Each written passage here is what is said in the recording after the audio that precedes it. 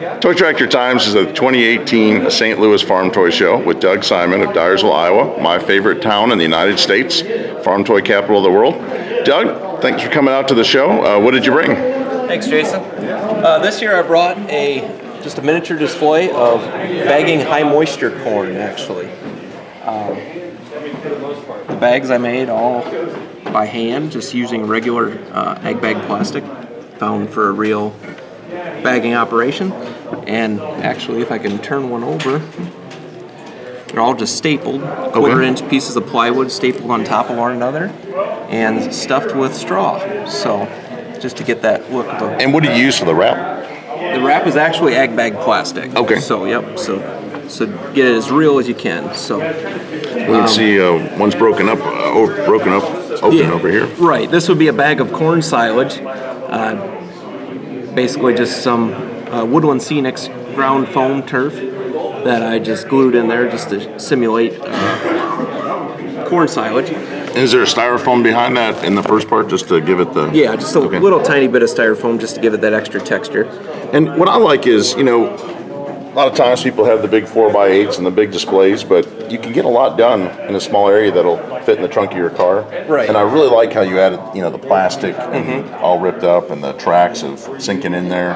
Yeah, a lot of bag lots that I've noticed up in Northeast Iowa just has a lot of, a lot of the moisture sitting from when you have the bag sitting down. You have a lot of, just moisture and everything just compacts the ground. A lot of just everything with it. The mud and grime and everything that when a skid loader comes in and gets a load of corn silage, like for this example, they just, take a utility knife, just cut right here and, they just grab it and go, and then they rip the plastic off and just set it there because... You got the detail of the weeds and the grass growing up on the edge because it's been sitting here probably a year? Yeah, because this would be the first bag in the bag lot, followed by the middle one. And I guess this must be the wrap here on the laying out here on the pallet. Yeah, Up North Plastics is the brand that we use for the silage bags, and you'll notice that from the one of the boxes left on the pallet there, and then a couple we have one that's actually filled with a little bit of plastic in the back of the pickup truck. Okay. I have to say this truck really stands out. That's a nice, what generation Silverado is that, or year? Yeah, that would be an late 80s, early 90s. Okay. A Silverado dually. Very nice, and can't overlook the tractors. Combine must not be far away with the dry corn from top shelf replicas. Tell us about the bagging operation. What do we have running here? So the bagging operation, the tractor is in Case IH 8950, built by Aaron Jensen. Did a great job on that. Then the roller mill and the bagger were both made by Andrew Winchell. Did an absolute amazing job customizing them out of brass, scratch building them. And then I added some extra details like the little Up North plastic box. So for bagging operation, they use the cables. And you guess we're down here to the cage on the end. Yep. You got the backstop here. So on a bagging operation like this, you set the cables on the bagger and you set the pressure for how tight you want the bag. So for this example, you want it really tight for the high moisture corn to keep the moisture in the bag, and then the cables run off the backstop.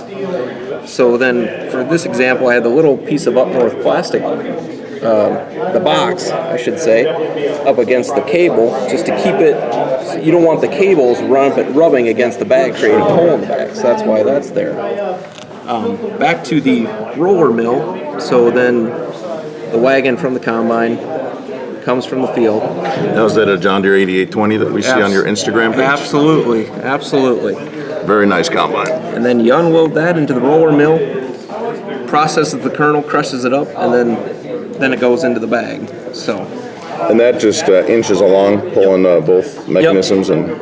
Correct. Yeah. The tractor is just set neutral, and just inches along little by little, and you just climb in the cab, just make sure it's going straight, and that's pretty much it for that. And we got a Parker gravity wagon, which they are very popular in Iowa. Yeah, very popular as a Parker double door wagon. That would be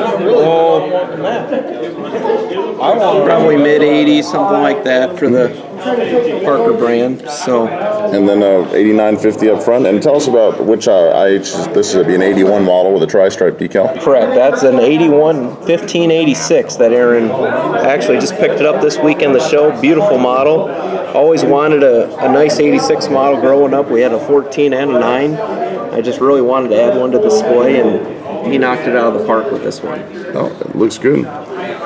Now, you've got one of the nicest long-term displays going on in the hobby today as far as detail. You got a whole display set up at your house that we've put on Toy Tractor Times YouTube, and Yeah. Mike Sevick also on his YouTube channel has featured it recently.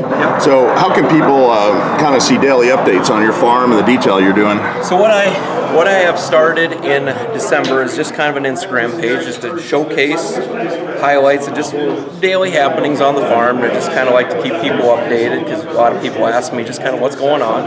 I have started an Instagram page that's Simon Family Farms on Instagram that just kind of showcases local happenings, what's going on, and just kind of keep everybody updated. Well, I highly recommend it. If you like red dairy barns, silos, and lots of good detailed customs, it's the Instagram to follow. Absolutely. That and the Toy Tractor Times is always great for farm toy news. You can't go wrong with that. It's just trying to help promote the hobby a little bit. Thank you, Doug.